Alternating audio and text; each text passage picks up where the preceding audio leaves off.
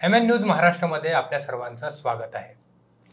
तरुण वयापासूनच बहुजन चळवळीमध्ये अर्थात ब्राह्मणेतर चळवळीमध्ये काम करत असलेले बहुजन समाज ज्यांना अंकल म्हणून ओळखतो असे लहुजी क्रांती मोर्चाचे मार्गदर्शक असलेले अंकल सोनवणे हे आज आपल्या स्टुडिओमध्ये आहेत.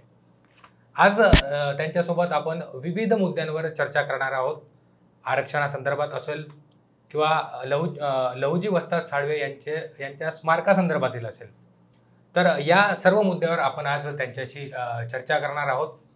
तर अंकल सोनवणे, सर्वप्रथम आपलं MN न्यूज महाराष्ट्र या स्टुडिओमध्ये स्वागत आहे. तर माझा सर्वात पहिला प्रश्न तुम्हाला हा आहे की तुम्ही या परिवर्तनाच्या चळवळीत कसे आलात किंवा तुम्हाला प्रेरणा कशी मिळाली? या पुरोगामीमध्ये काम करणारे समाजवादी विचारसरणीचे त्यांच्याशी माझा संबंध आला आणि तेव्हा त्यांच्या शिबिरामध्ये किंवा ह्याच्यामध्ये बसल्यानंतर पण त्यांच्याकडून मला कधीच बाबासाहेबांच्या फुलांच्याबद्दल ऐकण्यात आलं नाही. आणि मी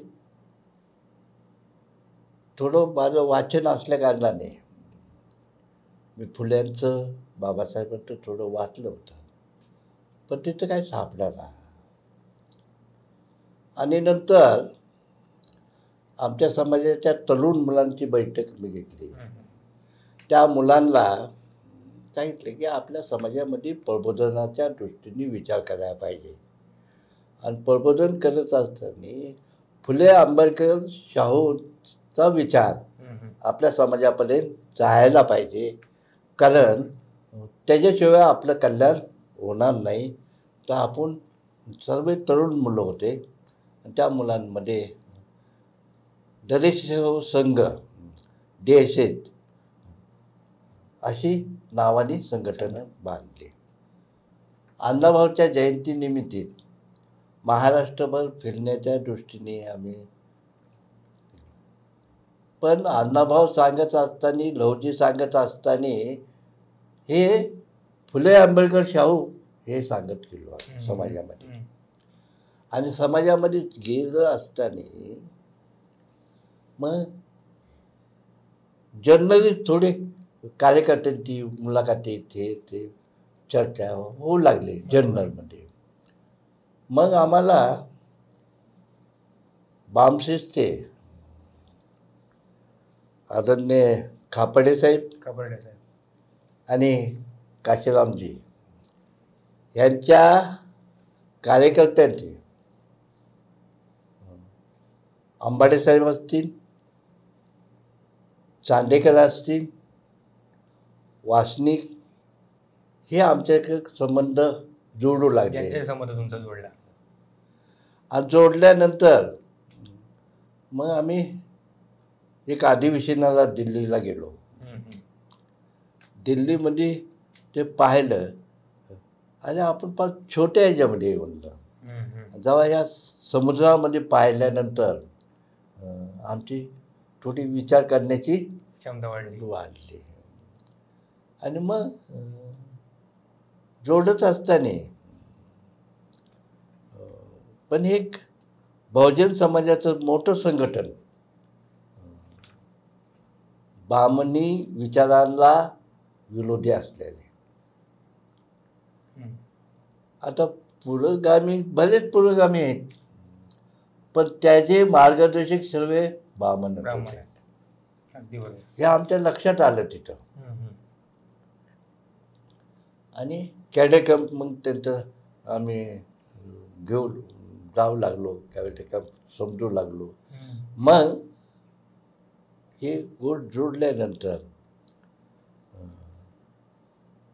ह्या समाजामध्ये रुजवण्याचं काम फुले आंबेडकर शाहूंच्या शिवाय पर्याय होणार नाही, म्हणून त्या दृष्टीने अण्णाभाऊंचा विचार, लहुजींचा विचार जेव्हा मांडत असताना मग ते संघटन बामणांनीच फोडलं. अच्छा. वेगळ्या वेगळ्या पद्धतीने हम्म. RSSने ते हम्म. संघटन फोडलं आणि एक बोटे अच्छा, मिलिंद एकबोटे. मिलन एकबोटे यांनी लहुजींच्या नावावर प्रतिष्ठान काढलं हम्म. आणि त्या समाजाला भुरवत ठेवलं. मग ते आमच्या लक्षात आलं की आले हे असं झालं. फुटल्यानंतर आम्ही बॉम्बशी जोडून राहिलो आम्ही. मग सामाजिक परिवर्तनासाठी, सामाजिक क्रांती करण्यासाठी रस्त्यावरती लढाई देशफोल हे खापाडे साहेबांनी काशीराम साहेबांनी केलं. त्याच्यात आम्ही जोडलो. तर जे जोडत असताना मग आम्ही पक्क काम करत राहिलो.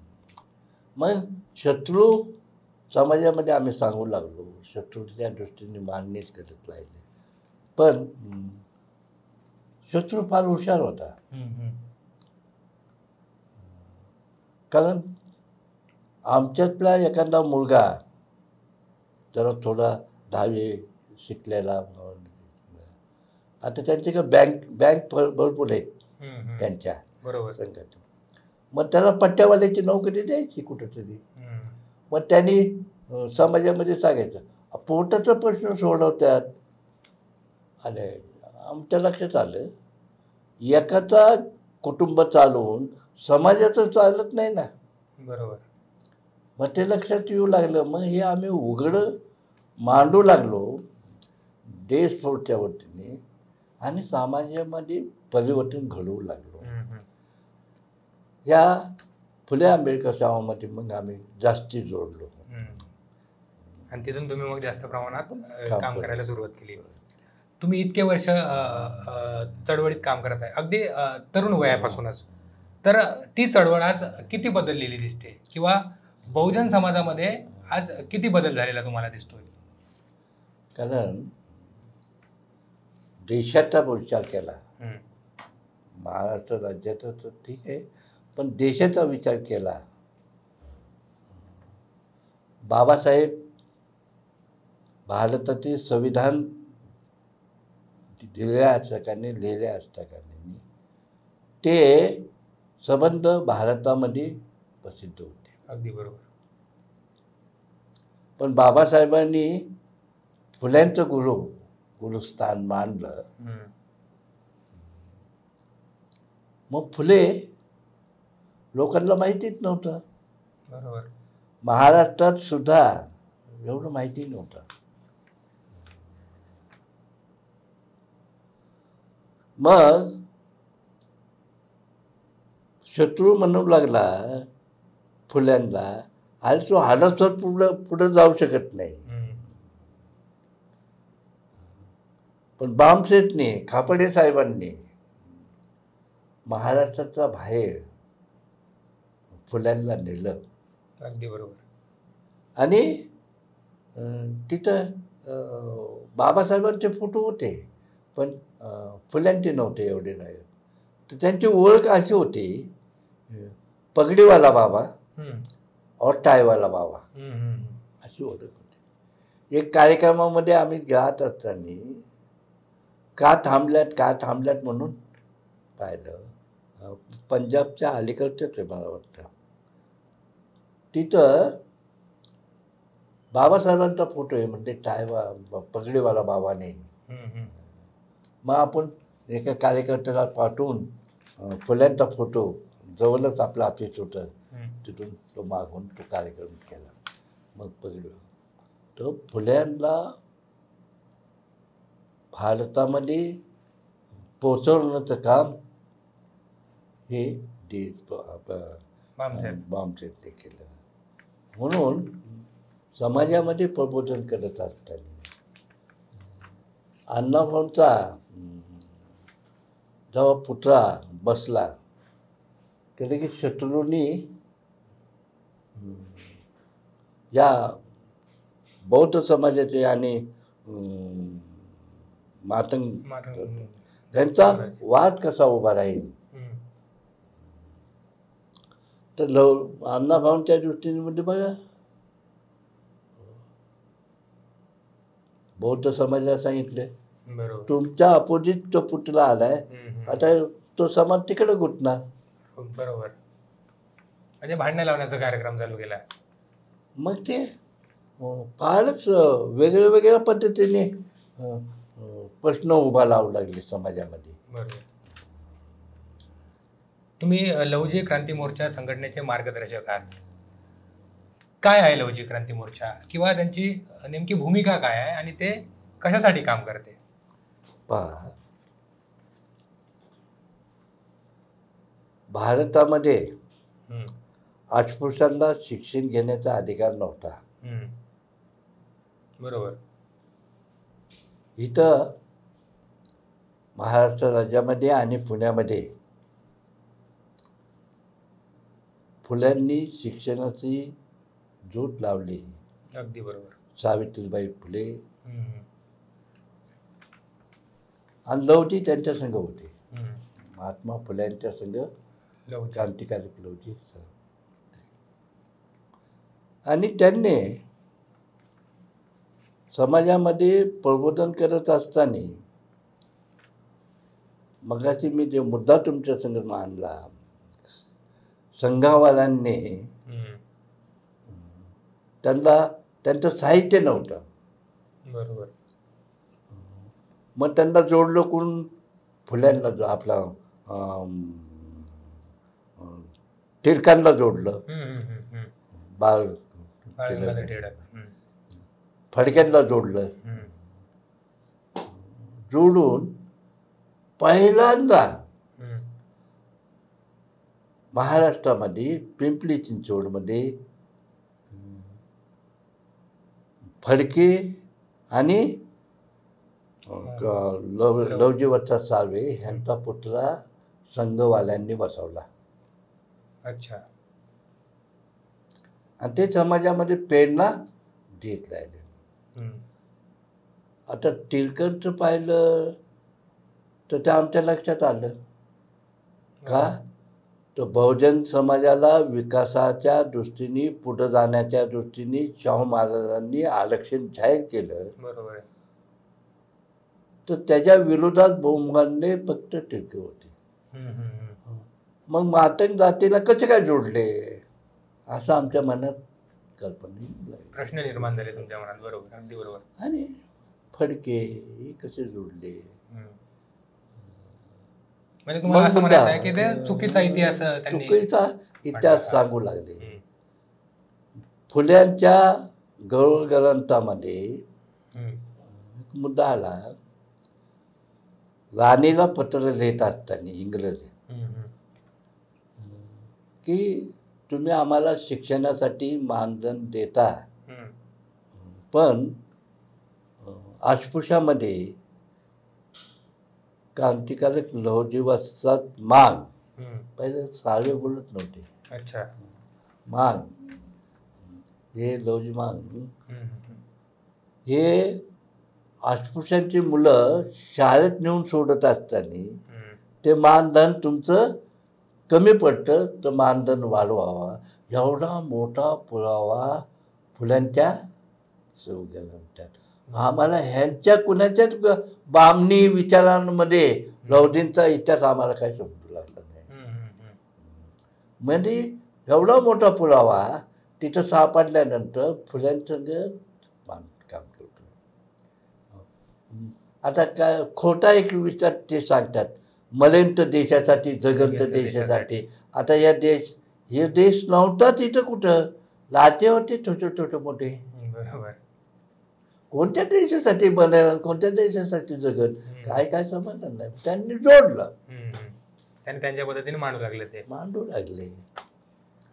माझा नंतरचा प्रश्न तुम्हाला असा आहे की क्रांतिपिता वस्ताद लहुजी साळवे यांचे जे स्मारक आहे ते अजूनही त्यांच्या गावी कोणत्याही सरकारने अजून बांधले नाही. त्याची काय कारणे आहेत? का त्यांनी अजूनही त्यांना अजून उपेक्षित ठेवलं? अजून काय माहिती का, सरकार कोणाचं असतं? पुरोगामी म्हटलं तरी चालेल, पण त्याचं मार्गदर्शक कोण आहे? एका अस्पृश्यांच्या क्रांतिकारकाचं त्याच्याबद्दल काय असणार त्यांचा. बरोबर.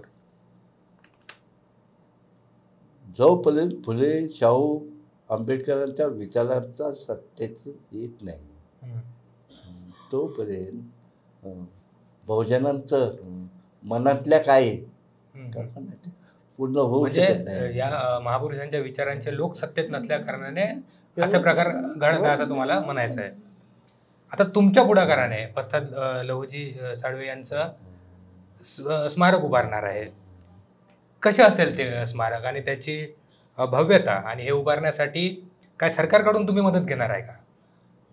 पण सरकार 20 वर्ष झाले खेळवर बसलाय. बरोबर. संगमवाडीमध्ये त्यांचा पण तो धागा लागत नाही आमच्यासारख्या कार्यकर्त्याला.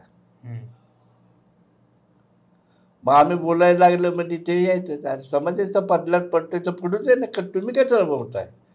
पण सत्य फुल्यांनी आम्हाला शिकवलं आहे म्हणून आम्ही आमची विचारसरणी सरकार काय करू शकत नाही. समाज पाहिला तर गरीब आहे. बरोबर, अगदी बरोबर. दुसरी गोष्ट, जे आमचे प्रतिनिधी निवडून जातात ते सभागृहामध्ये बोलायला तर पाहिजे. अगदी बरोबर आहे, ते बोलत नाहीत. पण महानगरपालिकेमध्ये काही नगरसेवक त्या संगमवाडीसाठी आर्थिक मदत दिली. मग त्यांना वाटते की होईल, मुख्यमंत्री आला होईल, पण ते काय व्हायला तयार नाही. ती जमीन एका बिल्डरच्या ताब्यात आहे. तर आमचं असं म्हणणं आहे, त्याचं काय म्हणणं असेल तर सरकारने ते पैसे मोपावं आणि ती जमीन आपल्या ताब्यात घ्यावा. बरोबर. नाही झालं तर महानगरपालिकेमध्ये बिल्डरच्या व्यवसायाला मागणीसाठी महानगरपालिकेच्या हातात आहे. बरोबर. तर त्या दृष्टीने विचार केला तरी होऊ शकत, पण होणार त्यांच्या मनातच नाही ना. तर 14 ह्या परवा आम्ही लहुजी क्रांतीच्या मोर्चा संघाला ह्याला गेलो, पेठ म्हणजे पुरंदर त्या पायथ्याशी आम्ही अलीकडेच कार्यक्रम करायचो ते शाळेपैकी.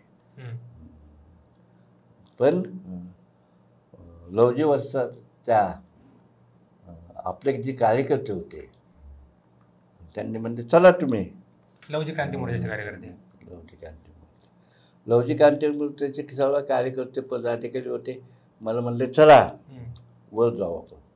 अच्छा. मी बऱ्याच वर्ष झाले, म्हणजे 4-5 वर्ष झाले मी काही जास्त चाललो नाही. पण मला त्यांच्या उत्सवाने अरे यार ही माणसं करतात, मग आपण काय नाही हे करू शकत. बरोबर. मग 1.5 किलोमीटर त्यांच्या संग चालत वर गेलो आम्ही आणि त्या जाग्याच्या दृष्टिकोनातून प्रयत्न केले. मग लहुजी वस्ताद क्रांती मोर्चाच्या विचार जेव्हा आम्ही मांडू लागलो, पण एक नवीनच एक या RSS वाल्यांनी त्या जातीला बनवण्याचं काम तिथं त्या भागातली माती राम मंदिराला न्यायची, ते राम लत तिथं आणला होता. पण जेव्हा आमच्या घोषणा झाल्या ते थांबले. तर त्याच्या आधी मी त्या कार्यकर्त्यांना म्हणलो, अरे वा, ह्या भागामध्ये उमाजी नायकांचं काम आहे. बरोबर. क्रांतिकारक आहेत ते, त्यांची माती का घेऊन जात नाही. संभाजी महाराजांचा इथं राज्यस्थान झालेलं आहे, इतिहास आहे. बरोबर. त्यांची का माती चालत नाही. आमच्या गाड्याला तर नाही चाललंय आम्हाला. कारण पूर्वी एखादी वस्तू बांधायची असेल किंवा काय करायचं असेल तर मातंग जातीला त्या शेंदूर पाजून त्याच्या खाली गाडायचे, त्याचा आवाज निघू नये. त्या कार्यकर्त्यांना सांगितलं. म्हणजे माती नेऊन मातंग समाजाला गाडायचं तर काम नाही चाललं या बामणी विचारामध्ये. आज या देशातल्या उच्च पदावर असलेला राष्ट्रपती त्याला मंदिर प्रवेश देऊ शकले नाही तर मातंग समाजाला का प्रवेश भेटणार. आजही सुद्धा रामाचा भक्त हनुमंत त्या मांगाच्या मुलाचं लग्नाच्या टायमाला त्याचं दर्शन घ्यायला जातो तेव्हा त्या मंदिरात जाऊन देत नाही, पण बाहेर काढणार. त्या कार्यकर्त्यांना सांगितलं हे कुणाचं ऐकून तुम्ही कामं चालवल्या. अरे शत्रू तुम्हाला पुढं येऊन ठेवू शकत नाही, कारण शत्रूंनी दुसरं एक उभा करून ठेवलं होतं. काय की बाबा हे बौद्ध समाजाने घेतले सर्व आरक्षण. आणि माझा तो प्रश्न तुम्हाला नंतर असणारच आहे. आरक्षणाच्या बाबतीत असं म्हटलं जाते की त्याचा जो लाभ आहे तो काही जातींनाच मिळाला. जसं महाराष्ट्रात जर बघितलं तर अनुसूचित जातीच्या संदर्भात असं बोललं जाते की कथित स्वरूपात जे महार जातीचे लोक आहेत त्यांनीच आरक्षणाचा फायदा घेतलेला आहे, इतर जातींना त्याचा उपयोग झाला नाही.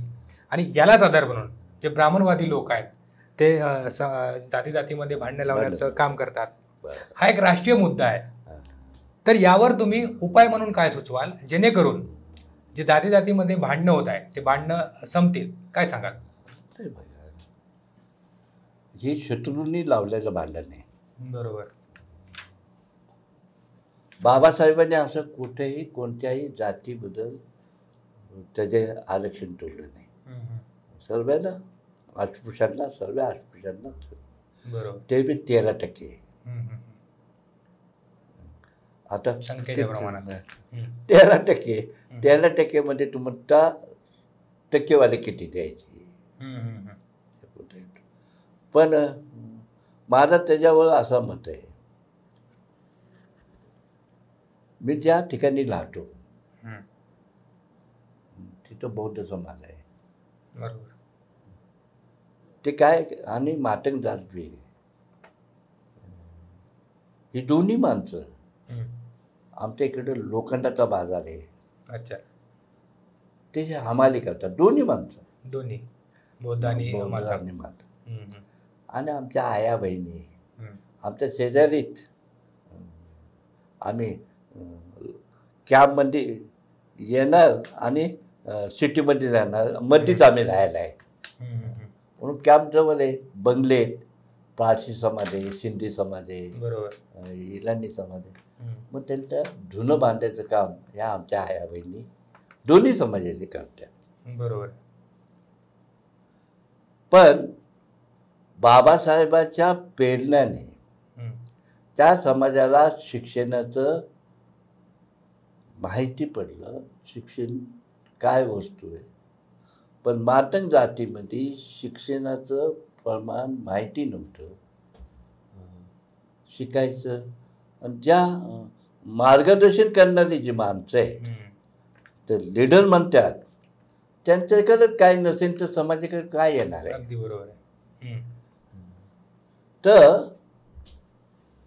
मी तिथं राहतो, ते मला सांगितलं की त्यांची मुलं शिकू शकतात.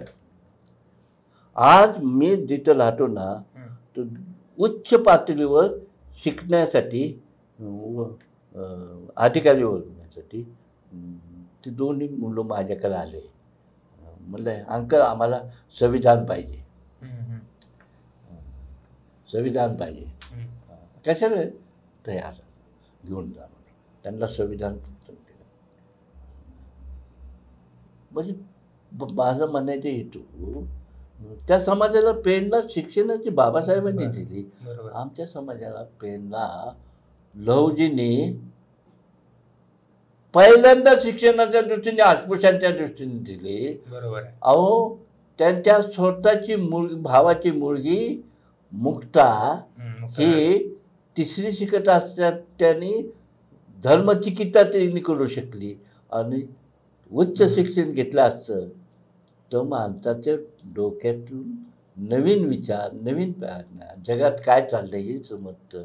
मुक्ता सार्वेला धर्म समजला बरोबर. पण मातंग जातीला धर्म समजला नाही. अगोदर सांगितलं तिने 150 पावणे 200 वर्ष आधी. अगदी बरोबर. शिक्षणाच्या बी दृष्टीने लवजीने पहिल्यांदा अस्पृश्यांची मुलं हे असं पाहिलं नाही की मागाचीच मुलं बरोबर. महाराजची असो कुणीची असो घेऊन फुल्यांच्या शाहूच्या बाबासाहेबांच्या विचार खाल्या अर्थाने फुल्यांनी जे शिक्षणाचं झोत लावले पुण्यामध्ये ते काम लवजीने केलं. त्या समाजाला शिक्षण प्रेरणा भेटलीच नाही. लवजीला समजून घेतलंच नाही. लवजीला काय समजून घेतलं? शत्रूंनी जे मांडणी केली ते समजून का बाम नाही ना टिळक फडके बरोबर ही त्यांच्यावर असर होऊ लागले. ह्या अशा शिक्षित. आणि मला सांगा तिथं आमची सावली चलत नसन तर टिळकाला डावपेच शिकवण्यासाठी अंगाला टच व्हायला पाहिजे का नको? बरोबर अगदी बरोबर. हे संबंध मांगा महाराजांमध्ये भांडण लावण्याचं काम त्यांनी चालवलं रे. आणि आरक्षण हे कुणाचं हे नाही. आता आमच्या समाजामध्ये ते आंदोलन चाललेलं आहे. बरोबर. त्या बाबतीत काय सुचवाल? तर ते माझं असं मत आहे की आमच्यातल्या ज्या पोट जाते आता शिक्षणाच्या दृष्टीने तर आम्ही सांगितले पोट जाते त्याचा पोट जातीपर्यंत शिक्षण येऊ द्या. बरोबर. आता आरक्षण तर काय राहिले आता या देशात भारतात सर्व खाजगीकरण चालले. पण ह्यांना बनवतात ना तसं मराठ्यांना बनवून ठेवलं तसं ह्यांना बी येलं करून ठेवलं आहे आता.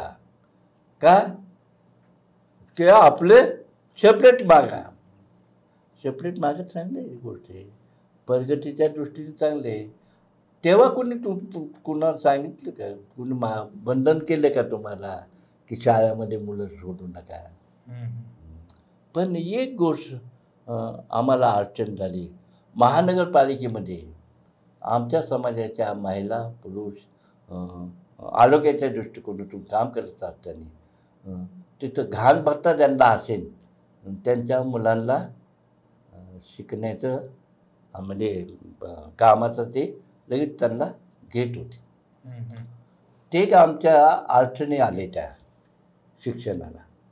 का शिकायचं कशासाठी? नोकरी भेटण्यासाठी. बरोबर आहे. बरं नोकरी भेटते मग शिकायचं कशाला? बस आहे. एक परिणाम समाजामध्ये झाला. जेव्हा मी तुम्हाला सांगितलं पहिल्यांदा जेव्हा आम्ही प्रबोधन आणि शिक्षणाचे महत्त्व समजू लागले ज्या भागात महात्मा फुलेंचा वाडा आहे तिथं मातंग समाजाची मंडळी भरपूर आहेत. पण 0 पॉईंट होता सर्व शिक्षणाचा. पण ते मांडत असताना शिक्षणाचं प्रबोधन करत असताना त्या आज तिथं ग्रॅज्युएट मुलं आहेत त्या भागात. आले बा शिकून नोकरी कर. आता सफाई कामगारांना बी 10वी शिकलेला मुलगा लागतो नाही लागते. आता हे जग बदललेलं आहे. तर आरक्षणच्या दृष्टीने जो विचार करता ती चांगली गोष्ट आहे. पण माझं मातंग जातीला असं आहे की आपल्या पोट जातीला बी घेऊन चालला की बरोबर त्यांना कोण घेऊन जाणार आहे? आणि बाबासाहेबांनी काय केलं असं या देशामध्ये तर त्यांच्यातल्या पोट जाती मोडून काढल्या. एक वर्ग तयार केला. आणि हे मी तर काय जाती त्यांच्यापेक्षा मी कुठंतरी उंच आहे या ही प्रेरणा वर्ण व्यवस्थेत ते डोक्यात बसलेल्या असल्या कारणाने. म्हणून आरक्षण शिक्षणाच्या दृष्टीने ठीक आहे. पण राजकीय शिक्षण भेटत आरक्षण भेटत आहे बघा. ते 10 वर्षासाठी होतं, पण त्याला कोणी मान्य केली नाही, मागणी केली नाही.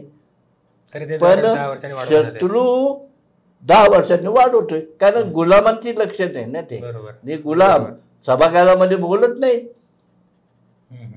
बरं, माझा नंतरचा असा प्रश्न तुम्हाला आहे की अलीकडच्या काही वर्षात मातंग जातीवर अन्याय अत्याचाराच्या घटना प्रामुख्याने वाढल्या, परंतु त्या जातीमधून विद्रोह होताना दिसत नाही. याची कारणे काय असेल? काय माहिती का, ते मार्गदर्शन करणारे राजकीय पक्षामध्ये काम करणारे मंडळी,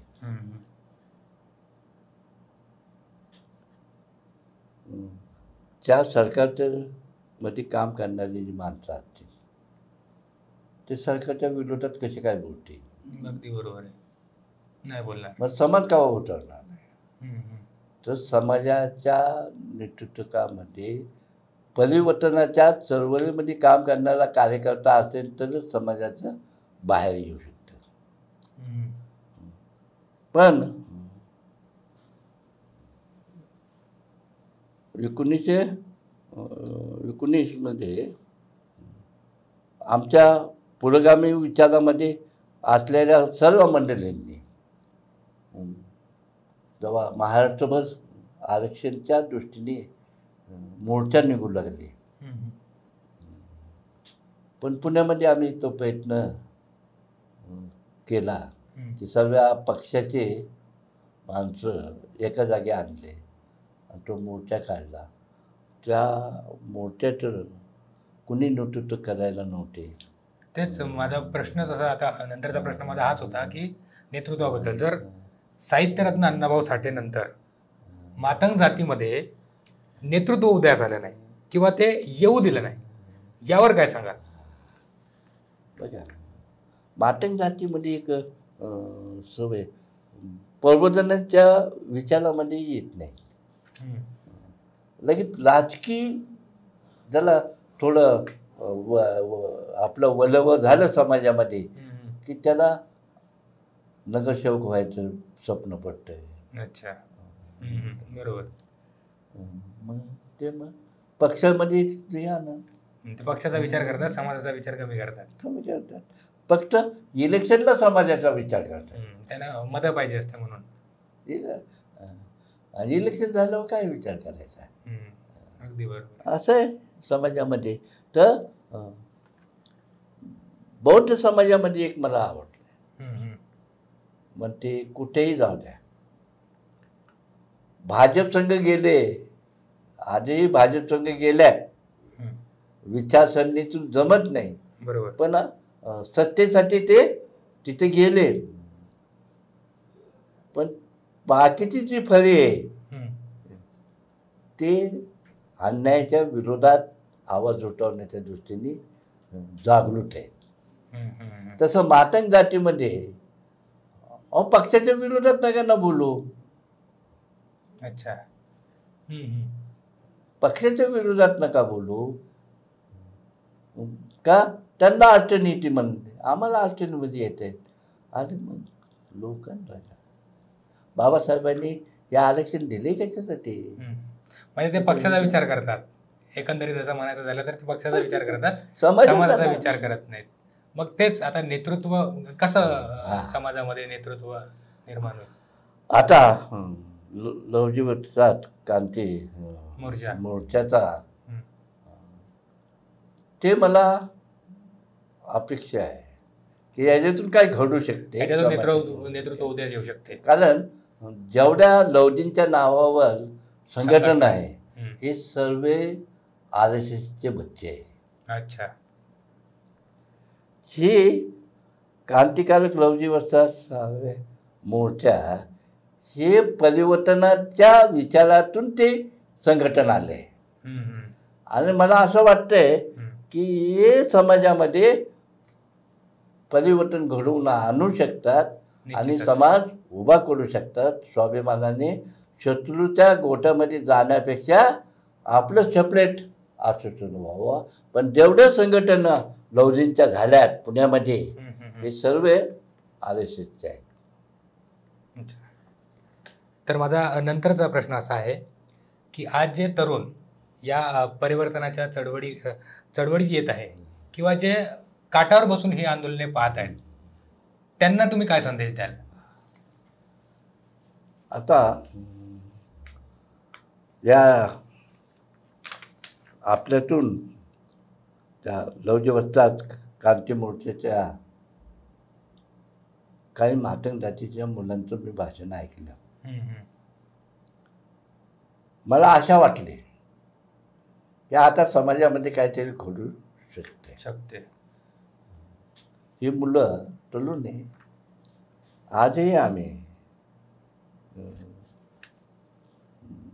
महाराष्ट्रामध्ये आता मी प्रयत्न करणार आहे फुले आंबेडकर शाहूमध्ये काम करणाऱ्या त्यांची एक महाराष्ट्र परिषद मी घेणार आहे आणि क्रांतिकारक लवजी वस्तात मोर्चाचं भूमिका समजून सांगणार आहे की आपल्याला काय आज आवश्यकता आहे, शत्रूंनी काय वापर केला आहे आपला.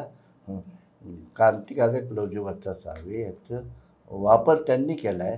तर आपण पुरोगामीचा विचार करत असताना आपण ह्या संघटनेचा विचार करावा आणि ते संघटन वाढलं तर समाजामध्ये भवितव्य घडवण्याच्या दृष्टीने फार महत्त्वाचं आहे. आणि त्याच्यामध्ये रस्त्यावर येण्याची ज्यांच्यामध्ये ताकद असेल ते आता विचारधारणातले तर इतर लोक बी आपल्याला सहकार्य करण्याच्या दृष्टीने प्रयत्न करतात. नुसतं जातीचं नाव घेऊन तर चालत नाही. त्यांच्याशी आपले कॉन्टॅक्ट पाहिजे, आपले चर्चा पाहिजे. मग तसा आमच्या मिसाम साहेबांना माझं सर्व बहुजन समाज संघटनाचे कॉन्टॅक्ट आहे. वामन मिसाम साहेबांचे त्यांना माहिती आहे की माझं सर्व कॉन्टॅक्ट आहे बहुजन समाजामध्ये.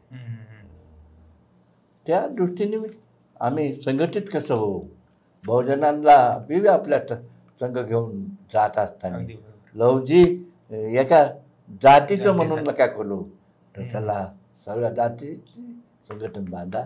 बाकीचे जे लवजींची संघटन आहेत हे एका जातीने बांधलेले आणि हे शत्रूच्या दावणीला बांधलेले. हे स्वाभिमानी विचार आणि परिवर्तनाचा विचार जेव्हा रुजवण्याच्या दृष्टिकोनातून. आणि माझी अशी कल्पना आहे की मातंग जातीमध्ये मराठवाड्यातून नेतृत्व येईल. माझी आशा आहे, कारण मी मराठवाडा फिरतोय, सर्वत्र फिरलेलो आहे. तिथून नेतृत्व, कारण तिथं फुले बाबासाहेब हे सर्व रुजवत चाललेले आणि अभ्यास होईल मुलं. तिथं गरिबी आहे. परंतु फुले शाहू आंबेडकर यांना मानणारा यांच्या विचारसरणी आता बॉम्बे पुण्यामध्ये जे अधिकारी वर्ग आल्यात ते मराठवाड्यातून आलेले. पश्चिम महाराष्ट्रामध्ये ह्यांचा जास्ती हे आहे संघवाल्यांचा, म्हणजे पेशवाई. अच्छा. त्याचा असर जास्त आहे पश्चिम महाराष्ट्रामध्ये. पण बाबासाहेबांनी तिथं शिक्षणाचं भी लिहिलेलं असतं का नाही, शिक्षणाचं त्या मातंग जातीचे मंडळी शिकायला मजबूत आहे. गरीब आहे पण शिक्षण महत्त्वाचं आहे. आणि तिथून नेतृत्व या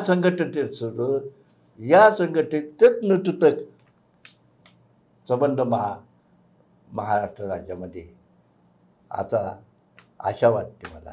आणि ते पूर्ण करण्यासाठी जोपर्यंत मी आहे, चलती का नाम गाडी आहे माझी, तोपर्यंत ही संघटन कसं समाजामध्ये रुजवण्याच्या दृष्टीने प्रयत्न करणार आहे. आणि त्यांच्या राहता पुरंदरमध्ये पेठमध्ये त्यांचा जन्म झाला आहे. तिथं या संघटनेच्या वतीने लवजी वस्तात क्रांती मोर्चाच्या वतीने त्यांचं पूर्णपणे त्यांच्या नावाने तिथं एक मोठं बांधण्याचा आणि ह्या संघटनेचे राष्ट्रीय अध्यक्ष आदरणीय मेश्राम साहेबांच्या संघ त्याच्यावर चर्चा झाली. त्या दृष्टीने बी झाले. हे कारण आम्हाला आत्मविश्वास आहे. मी 40 वर्ष या संघटनेच्या दृष्टिकोनातून जवळ असल्या कारणाने न्याय द्यायचं काम त्या समाजाला मेश्राम साहेबच देऊ शकते अशी आशा आहे. आणि त्या मुलाखत घेण्यासाठी मला इथं बोलवलं त्याबद्दल त्याने घेतले आहे मुलाखतीत. तर हे मी आता बहुतेक लोकांना सांगणार आहे की बाबा तुमच्या याला पहा, काय माझं चुकलं असेल तर मला मार्गदर्शन करा. पण फुले आंबेडकर शाहूच्या दृष्टीने बाबासाहेबांचा विचार ह्या मातंग जातीमध्ये जायला पाहिजे. त्यांना ती काय जोडतात, जात नाही जोडत, समाज म्हणून जोडतात.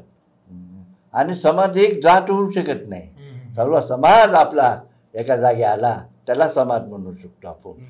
क्रांती होऊ शकेल, क्रांती होऊ शकते. आणि आशा आहे की उद्याचा दिवस आपला या बहुजनांचा भवितव्य घडवण्याच्या विचाराने या देशामध्ये आपण कांद्याला कांदा लावून हे विचार पूर्ण नेण्याचा दृष्टिकोन प्रयत्न करू. माझी मुलाखत घेतल्याबद्दल, माझी माहिती घेतल्याबद्दल तुमच्या संस्थेचं मनपूर्वक आभारी. जय मुन्नीवती, जय भीम. बरोबर आहे. तर हे होते अंकल सोनवणे, जे लहुजी क्रांती मोर्चाचे मार्गदर्शक आहेत. लहुजी वस्ताद साळवे यांचं स्मारक बांधण्यासाठी त्यांनी आज निर्धार घेतलेला आहे. आणि बहुजन समाजामध्ये खास करून मातंग जातीमध्ये नेतृत्व निर्माण करण्यासाठी ते आज झटत आहे. आणि एक आशावाद सुद्धा त्यांनी व्यक्त केला की मातंग समाजामध्ये नेतृत्व उदयास येईल आणि निश्चितच या परिवर्तनाच्या कार्यामध्ये मातंग जातीचं एक मोठं योगदान असेल.